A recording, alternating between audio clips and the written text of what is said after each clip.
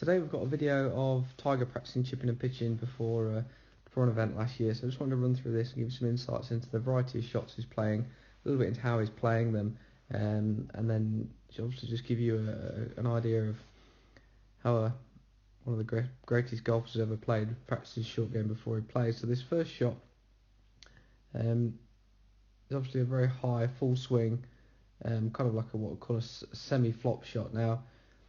He's also got quite a wide base and his knees slightly flexed, which will lower the club relative to the ground, so the handle will be close to the ground. That helps him add loft to the club face. The ball position looks fairly middle based on this camera angle. So again, he's got a pretty full swing. Club face is very open at the top of the swing here, indicated by where you can see the heel is very pronounced toward the camera, which indicates the club face is open, which means it's got more loft on it. As he comes down here, rather than actually swinging across the ball a lot, he releases his wrists or unloads the angle between his left arm and the club, so the lever angle. So he's what we call releasing the club head, losing the angle between the left arm and the club, which prevents the club from digging into the ground. It'll also allow the bottom of the club, or the sole of the club, or what we call the bounce, to engage the ground, or ensures that the leading edge doesn't continue to look at the floor. So the combination of the face being open at the top and unloading the wrists and releasing the club head keeps the club face with loft, or what we call open, keeps the bottom or the back of the club looking at the ground, which allows the back of the club to hit the ground, prevents the club from digging into the ground too much, so we'll get a small amount of grass coming up here, as you can see. And this means that the club head will be passing his hands very quickly on the way through.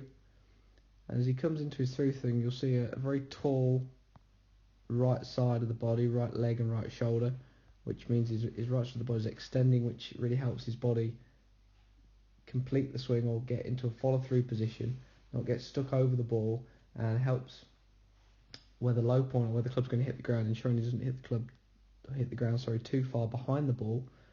And this also prevents some digging into the ground. And on the way through, we can see how much that bottom hand or wrist is kind of released here, because the right wrist or the lower wrist or the trail wrist looks quite extended or straight. And again, we can see the loft that he's kept on the face here, as the club face essentially is kind of looking straight back at him.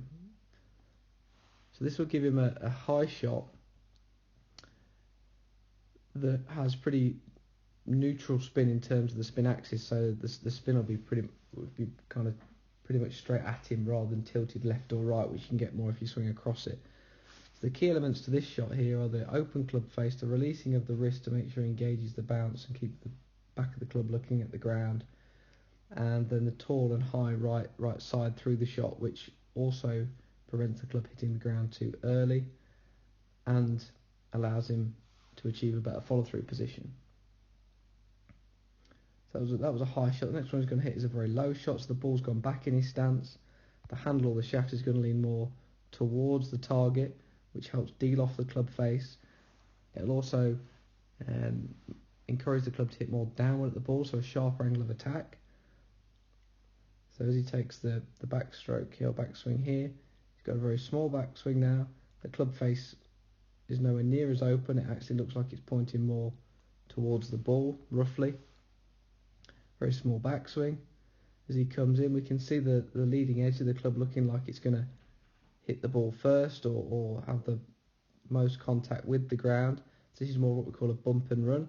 So it's quite a short, sharp stroke. The ball will come off quite low, quite hot off the face. Again, the landing spot here is short of the green. The previous one was around here, so about 2/3 towards the hole. So he's gone from a landing spot pretty close to the hole to one very short. This is a low shot that's going to bump and then release down the slope. And again, very little or hardly any or no follow through. So this is just be a classic kind of bump and run shot, and that's achieved with the ball back, which helps the ball flight to be lower, increases the angle of attack or allows the club to hit down sharper at the back of the ball. And as he hits this one, he's not releasing his wrists or his hands, as we can see here at contact. the wrist action is next to none, and the handle of the club is very much head or closer to the target at strike and coming in strike, which is the opposite of the last shot. The club head was starting to catch and actually overtake the handle. So that was a very low flight. The next one is going to be more of, it's kind of a mid to high flight. So his feet he's stepped his feet out very slightly. It's gone from a wide stance to very narrow to very slightly wider. This is all pretty much based on how big a swing you're going to take to maintain balance and the correct kind of movement. So this one's now in between the two swing lengths. So the first one was, or the one we just looked at, sorry, was here.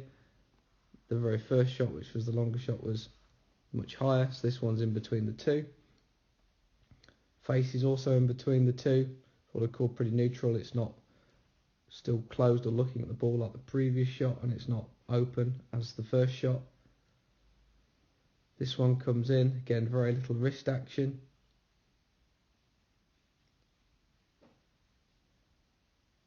It keeps a nice controlled wrist and hand action through the ball, so the club isn't going to be changing in terms of the angle of attack and the physics of the delivery. He maintains the loft that he had in the backswing through to strike here. Also notice that his hands finish very close to him. This is a trait of a very good short game player, what we call their radius. The hands never stretch far away from them. This allows their bodies to keep moving, so the hands kind of stop, and again you'll see his right side, his head, his body all get a bit tall. Again, this is a trait of a very good short game player. Their shoulders continue kind of around, and their body and their right sides tend to extend.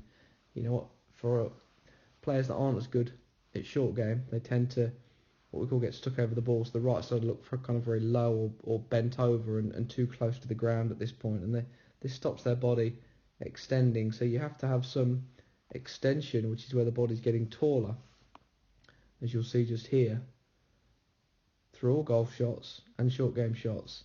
This is part of one of the three directions of movement you need to move correctly in the swing. And then again, the landing spot here is in between the two. So the first landing spot was in this area. The second one, which is the bumper run, was more here, and then the third one. So he's played a high shot, but not a complete flop. A low shot, bump and run, and then a mid shot. So changing trajectory and swing each shot, and landing spot as well. So he's dealing with a combination of a changing landing spot, a changing trajectory, and a changing spin,